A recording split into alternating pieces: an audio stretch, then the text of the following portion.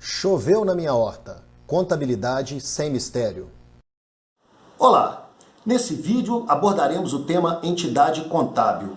O princípio da entidade era e continua sendo de extrema importância para a compreensão do sistema normativo contábil. Eu digo era porque a NBC-TSP, Estrutura Conceitual para Elaboração e Divulgação da Informação Contábil de Propósito Geral pelas entidades do setor público, de 23 de setembro de 2016, revogou a resolução do Conselho Federal de Contabilidade número 750 de 93 e suas atualizações, documentos esses que tratavam dos princípios de contabilidade. Tais normas podem até ter sido revogadas, mas o princípio da entidade, assim como os demais princípios, conservam a sua validade na interpretação e registro dos fatos contábeis. Por isso, nesse vídeo, citaremos o tratamento que era dado por essas normas ao princípio da entidade, bem como citaremos a opinião de alguns autores de livros de contabilidade que tratam do tema. Entidade contábil. Segundo Muniz, citado na obra de Hendrickson e Van Breda, a entidade contábil pode ser identificada como a unidade econômica que exerce controle sobre recursos, aceita a responsabilidade por assumir compromissos e conduz a atividade econômica. Essa entidade contábil pode ser um indivíduo, uma sociedade por cotas ou uma sociedade por ações ou um grupo consolidado envolvido em atividades com ou sem fins lucrativos. Os recursos controlados pela entidade são os ativos no balanço patrimonial. Já os compromissos assumidos estão representados no balanço patrimonial pelo passivo e pelo patrimônio líquido. Postulado da entidade contábil. Postulado é o que se considera como fato reconhecido e ponto de partida, implícito ou explícito, de uma argumentação. É uma premissa. É uma afirmação ou fato admitido sem necessidade de demonstração. O IBRACON, Instituto dos Auditores Independentes do Brasil, no documento que tratava da estrutura conceitual básica da contabilidade, assim enunciava o postulado da entidade contábil. A contabilidade é mantida para as entidades. Os sócios ou cotistas destas não se confundem, para efeito contábil, com aquelas. De acordo com o texto do referido documento, o patrimônio da entidade empresa é um patrimônio autônomo e distinto em relação ao patrimônio da entidade sócio ou cotista. Este documento foi revogado quando da criação do Comitê de Pronunciamentos Contábeis, entidade da qual o IBRACON agora faz parte. Para Sérgio Dícimos, renomado autor de contabilidade, o importante no entendimento e aplicação do postulado da entidade é que devemos realizar um esforço tanto na avaliação de seus consumos quanto das utilidades auferidas, com os respectivos ativos e passivos, para separar o que pertence à entidade do que deve ser alocado para os sócios ou proprietários da mesma. Os consumos são os custos e as despesas incorridas em determinado período. E as utilidades auferidas são as receitas geradas em determinado período.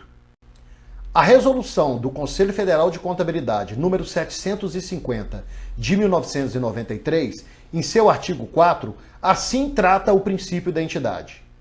O princípio da entidade reconhece o patrimônio como objeto da contabilidade e afirma a autonomia patrimonial, a necessidade da diferenciação de um patrimônio particular no universo dos patrimônios existentes, independentemente de pertencer a uma pessoa, um conjunto de pessoas, uma sociedade ou instituição de qualquer natureza ou finalidade, com ou sem fins lucrativos. Por consequência, nesta acepção, o patrimônio não se confunde com aqueles dos seus sócios ou proprietários, no caso de sociedade ou instituição.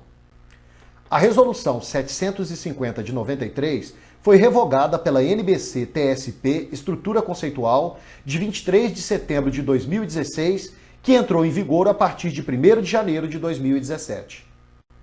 A importância do princípio da entidade.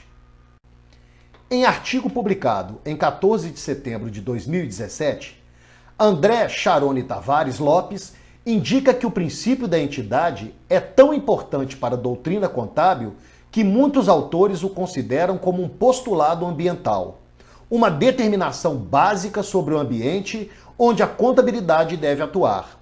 É nele que fica evidenciada a autonomia patrimonial, ou seja, a separação do patrimônio da entidade com os patrimônios individuais de seus proprietários. Se ignorássemos esse princípio, teríamos uma confusão patrimonial, com despesas pessoais dos sócios sendo registradas como gastos da empresa e vice-versa. Vejamos então qual é a participação do patrimônio dos sócios no patrimônio da empresa.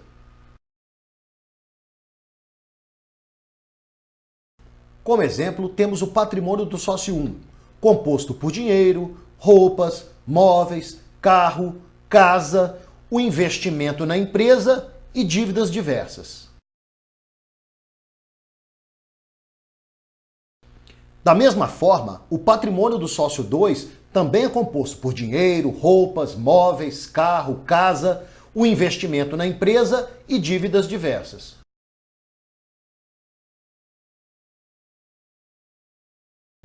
Já o patrimônio da empresa é composto por dinheiro, mercadorias, móveis, equipamentos, carro, computador, dívidas com fornecedores, obrigações com empregados e o financiamento recebido dos sócios.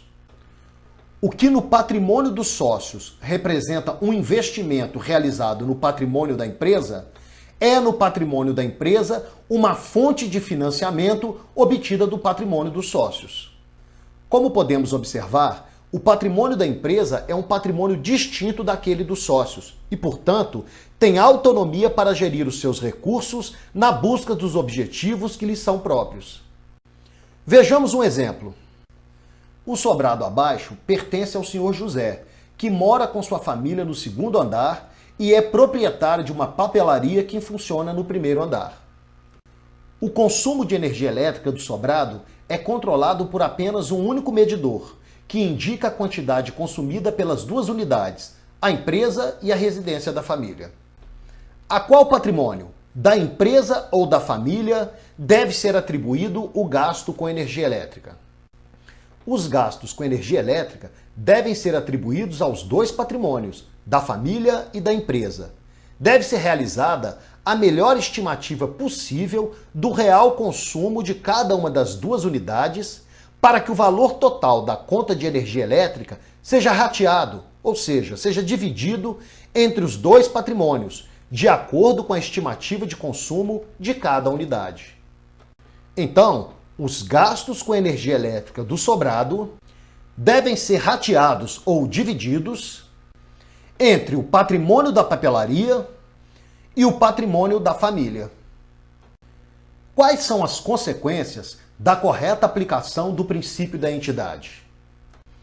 Os sócios ou cotistas de uma empresa não podem usar recursos do patrimônio da empresa para satisfazer necessidades de seus patrimônios pessoais. Analogamente, recursos dos patrimônios pessoais não devem ser utilizados para satisfazer necessidades do patrimônio da empresa. Então, quaisquer transferências de recursos entre os patrimônios pessoais dos sócios ou cotistas e o patrimônio da empresa devem ser devidamente formalizadas de acordo com a normatização contábil, jurídica e tributária.